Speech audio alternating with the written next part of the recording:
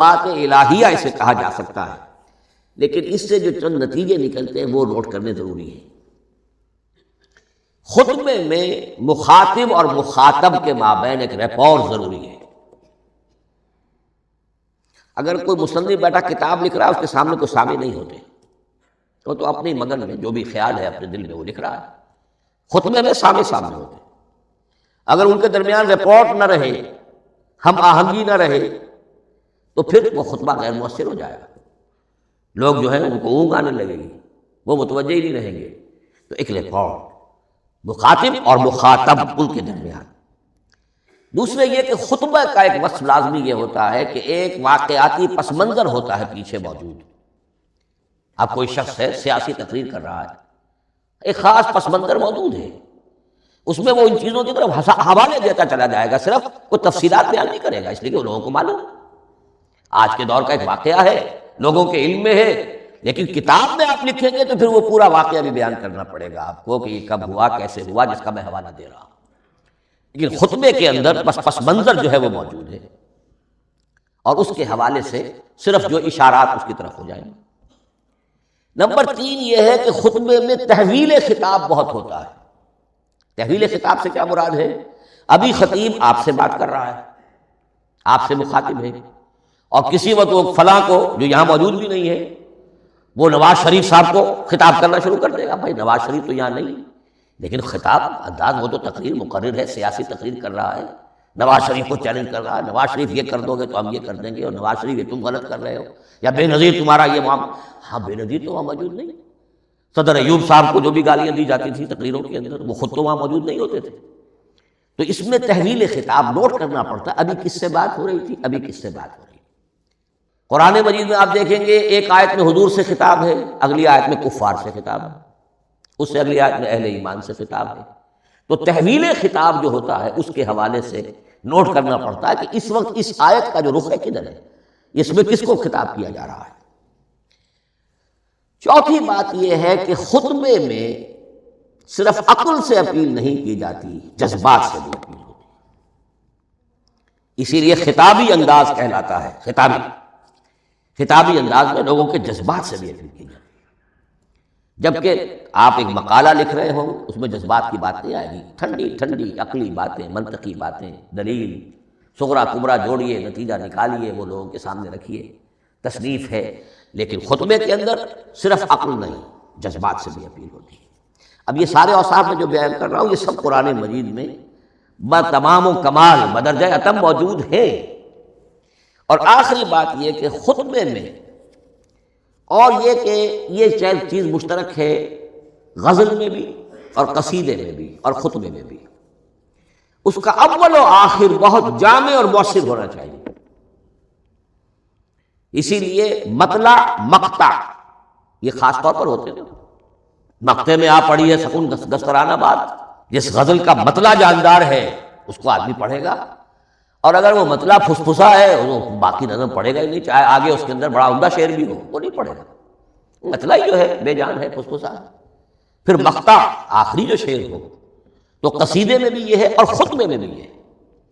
یہی وجہ ہے کہ قرآن مجید کی صورتوں میں اکثر و بیشتر شروع کی آیات اور آخری آیات انتہائی اہم ہوتی ہیں، بہت جامع ہوتی ہیں، جن کو کہا جاتا ہے کہ یہ سور جو ہیں ان کی ابتدائی آیات، خواتین اور پہلی آیات۔ اب سورہ بقرہ کی آیات شروع کی، پھر آخری جو ابھی میں نے آپ کو سنائی، یہی آل عمران کا معاملہ ہے، کس شان کے ساتھ وہ اٹھ رہی ہے۔ یہی سورہ حج کا ہر جگہ پر آپ دیکھیں گے ابتدائی جو ہے خطیب اگر ایسی بات، ایسا انداز اختیار کرے کہ اپنے سامعین کی توجہ کو اپنی طرف مبذول کرا دے، اگر شروع کا انداز ایسا نہیں ہے تو وہ بات آگے بڑھے گی نہیں۔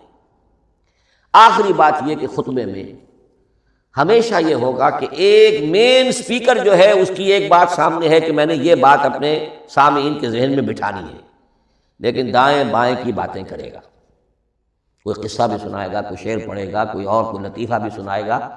ہمارے ہاں کے جو بہترین خطیب جو ہوتے تھے وہ احراری حضرات جو ہے بہترین خطیب ہوتے تھے، اور آپ نے سنا مولانا عطاء اللہ شاہ بخاری رحمۃ اللہ علیہ، ان کی تقریریں 6 گھنٹے تک لوگ سنتے تھے، وہ کبھی رلا بھی رہے ہیں، کبھی ہنسا بھی رہے ہیں۔ عام آدمی تنقید بھی کرے گا کہ یہ کیا ادھر ادھر کی باتیں کر رہے ہیں، لیکن وہ پھر جب آخری تقریر ہوتی تھی تو جب تقریر ختم ہوتی تھی، جو بات وہ ذہن میں بٹھانا چاہتے تھے، دل میں اتارنا چاہتے تھے، وہ بیٹھ چکی ہوتی تھی۔ باقی یہ کہ ادھر ادھر کی چیزیں جو ہیں، وہ آکسیلری چیزیں ہیں، وہ رہتی ہیں۔ یہ ہیں 6 اوصاف خطبات کے، اور قرآن مجید کے اندر بھی یہ اوصاف کم و بیش موجود ہیں۔ قرآن کا اسلوب خطبے کا ہے۔ اب اگلی بحث پر آئیے، قرآن مجید کی ترکیب اور تقسیم، سنتھیسس اور ڈویژنز۔ اب اس میں سمجھیے کہ کلام جو ہے اللہ کا کلام ہے، کلام مرکب ہوتا ہے کلمات سے، کلمات حروف سے بنتے ہیں۔ عربی زبان کے حروف 28 یا 29 ہیں، الف اور حمزہ کو ایک ہی مانیں گے تو 28 رہ جائیں گے، الف علیحدہ حمزہ علیحدہ تو 29 ہو جائیں گے۔ یہ حروف جڑتے ہیں، لفظ بنتے ہیں۔ لفظ محمل بھی ہوتا ہے، لیکن کلمہ وہ کہلاتا ہے جو بامعنی لفظ ہو۔ پھر ان کلمات کو آپ جوڑتے ہیں، یہ مرکب توصیفی بن گیا، مرکب اضافی بن گیا، مرکب عددی بن گیا، مرکب جاری بن گیا۔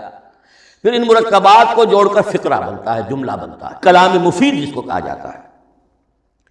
قرآن مجید کے اعتبار سے علامہ سیوطی نے مخصوص جو قرآن کی اصطلاحات ہیں ان کے حوالے سے ایک بات کہی ہے، لیکن واقعہ یہ ہے کہ قرآن کی اصطلاحات خود اپنی ہیں، دنیا کی دوسری کسی بھی اصطلاحات پر ان کو قیاس نہیں کیا جا سکتا۔ لیکن جاہز چونکہ قدیم تھے، انہوں نے قرآن مجید کو کہا یہ دیوان کی شکل رکھتا ہے، جیسے کہ حافظ کا دیوان، کسی اور کا دیوان۔ سورتیں جو ہیں وہ قصیدوں کی شکل میں ہیں، بیت شعر آیت ہے۔ قوافی جو ہوتے ہیں شعروں میں، قافیہ، وہ یہاں فواصل ہیں۔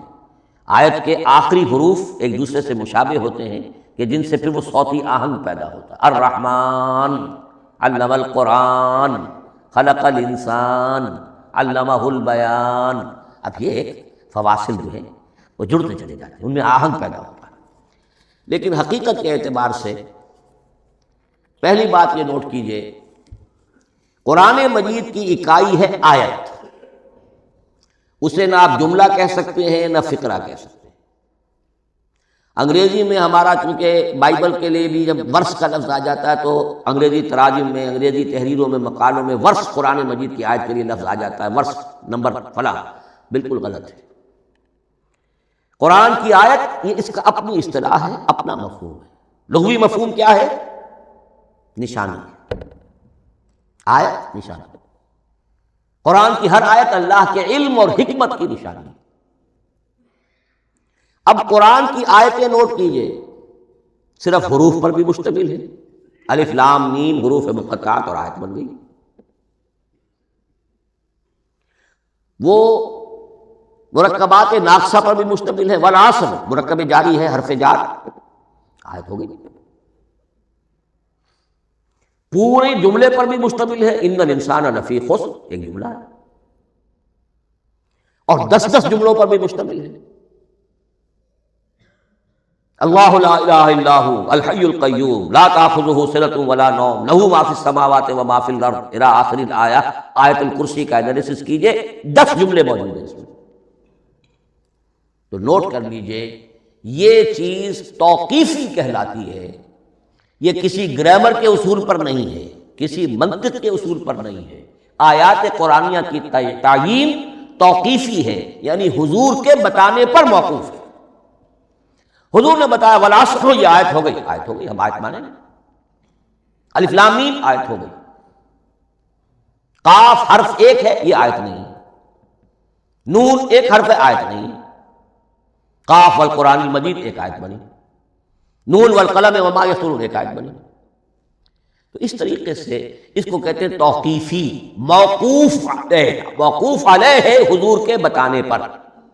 اب اس میں روایات کا اختلاف ہو سکتا ہے کہ حضور سے کوئی روایت یہ ہو کہ یہ ایک آیت بنی یا 2 آیتیں بنی۔ مثلا بڑی اہم مثال آپ کو دے رہا ہوں، سورہ مزمل کی جو دوسرا رکوع ہے، پورا دوسرا رکوع، وہ ایک آیت شمار ہوتا ہے۔ اب میرا بڑا گمان رہا بہت عرصے تک کہ یہ ایک آیت نہیں ہو سکتی، یہ مختلف اوقات میں نازل ہوئی ہیں، 2 اوقات میں نازل ہوئی ہے، اور یہ مجھے قول مل گیا علامہ سیوطی کے ہاں حضرت عبداللہ ابن عباس رضی اللہ تعالی عنہما کا قول کہ یہ دو آیتیں ایک نہیں، لیکن یہ کہ یہ ہوگا موقوف روایت پر، میں کوئی نہیں ہوں جو اسے قرار دے سکوں۔ ہاں مجھے اگر کوئی روایت مل جاتی ہے، کوئی خبر یا اثر، خبر محمد رسول اللہ کی یا اثر آپ کے کسی صحابی کا صلی اللہ علیہ وسلم رضی اللہ تعالی عنہ، تو پھر یہ ہے کہ ہم مانیں گے۔ تو اس کو کہتے ہیں توقیفی آیات اور سور۔